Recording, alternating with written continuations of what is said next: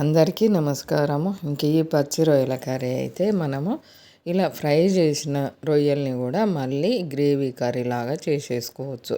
ఇలా మనకి ఇష్టమైన ఉన్నన్ని రోజులు ఇలా తినొచ్చు. ఇంకా ఇలా నచ్చనప్పుడు మనము గ్రేవీ కర్రీ లాగా కూడా మార్చి చేసుకోవచ్చు. శుభ్రంగా కడిగిన రొయ్యలను అయితే ముందు కొంచెం సాల్ట్ పసుపు వేసి ఉడకబెట్టాము. నీరు ఇనికే వరకు ఉడికిన తర్వాత మామూలుగా ఉల్లిపాయ వేయకుండా గరం మసాలాలు వేసేసి ఇంకా ఈ రొయ్యలను అల్లం వేసి పసుపు వేసి మళ్ళీ ఫ్రై చేసుకున్న రొయ్యలు ఇవి.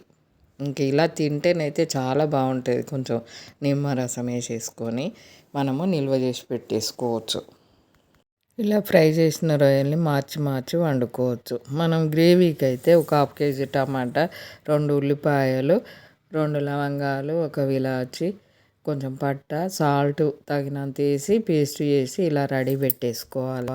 ఇంకా ఇలా ఒక్కొక్కసారి ఫ్రెష్ రొయ్యలు దొరికినప్పుడు ఎక్కువ తెచ్చేసుకొని మనకు ఇలా స్టోర్ చేసి పెట్టుకున్నామంటే ఎలా అంటే అలా వండేసుకోవచ్చు. ఇలా పచ్చి మనం ఫ్రై రొయ్యలు కాకున్నా కానీ పచ్చి రొయ్యలు అయినా కానీ మనము ఈ ఫ్రై అయితేనేమో కొంచెం కర్రీ అయినాక వేసుకోవాలి. మనకు మామూలుగా పచ్చి రొయ్యలు అయ్యేది ఉంటేనేమో ఆయిల్ పొయ్యి మీద పెట్టినాక ఉల్లిపాయ వేసిన తర్వాతనే రొయ్యల్ని మంచిగా ఆయిల్లో వేగనివ్వాలి. అప్పుడే మళ్ళీ గ్రేవీ వేసేసుకోవచ్చు. గ్రేవీ కర్రీకి మనకు బాగుంటుంది టేస్ట్. ఇలా ఫ్రై ఎందుకంటే మనం స్టోర్ చేసి పెట్టుకోవడానికి దొరికినప్పుడు కొంచెము టైం దొరకనప్పుడు ఇలా రెడీగా ఉన్నాయంటే తీసి వండుకోవచ్చు. అదే షాప్ నుండి పచ్చి తెచ్చినామనుకో ఇలా మనకు తాలింపు వేసినప్పుడు ఈ తాలింపులో రొయ్యలు వేసేసి బాగా వేగనివ్వాలి. ఈ తాలింపుకి అయితే ఇంకా 2 లవంగాలు, 2 ఇలాచీలు, పట్ట, సాజీరా, బిర్యానీ ఆకు, బిర్యానీ పువ్వు, ఒక అనాస పువ్వు, మరాఠీ మొగ్గేసి ఆ తాలింపు వేగిన తర్వాత మనం చేసిన పేస్ట్ పోసేసి ఆయిల్ తేలే వరకు ఉడకనియాలి.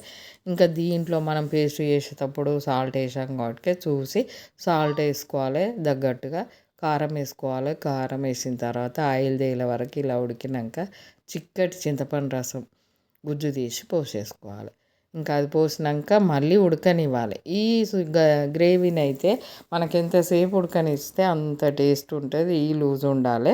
చింతపండు రసం వేసినాక ఇలా ఉడికిన తర్వాత మనకు ఫ్రై అయిన రొయ్యల్ని ఇప్పుడు వేసేసుకోవాలి. అదే ఫ్రై కాని రొయ్యల్ని అయితే మనము ఉల్లిపాయ వేసినాక ఆ నూనెలో తాలింపులో వేసేసి వేగనిచ్చేసుకోవాలి. పచ్చి రొయ్యలను అయితే ఈ ఫ్రై అయిన రొయ్యలు రెడీగా ఉన్నాయి అయితే ఈ టైంలో వేసుకోవాలి ఈ గ్రేవీలో. అప్పుడు మంచి టేస్ట్ ఉంటుంది. ఇలా గ్రేవీ రొయ్యలు వేసిన తర్వాత ఇలా ఎర్రగా కట్టొచ్చే వరకు మసిలిన తర్వాత కొంచెం ధనియా పొడి, సగం స్పూన్ జీలకర్ర పొడి, ఇంకా గరం మసాలా పౌడర్ అంటే ఇష్టాన్ని బట్టి మన అవసరాన్ని బట్టి ఇప్పుడు గరం మసాలా పౌడర్ కూడా వేసుకోవచ్చు ఈ టైంలో. ఇంకా సరిపోతే వేసుకోని అవసరం లేదు, సరిపోదు అనుకుంటే వేసుకోవచ్చు. ఇలా ఇంకా మనం ధనియా పొడి వేసిన తర్వాత కొంచెం సేపు ఉడికినాక బంద్ చేసినామంటే ఇలా రెడీ అయిపోతుంది పచ్చి రొయ్యల గ్రేవీ కర్రీ. చాలా టేస్ట్ ఉంటుంది ఈ కర్రీ.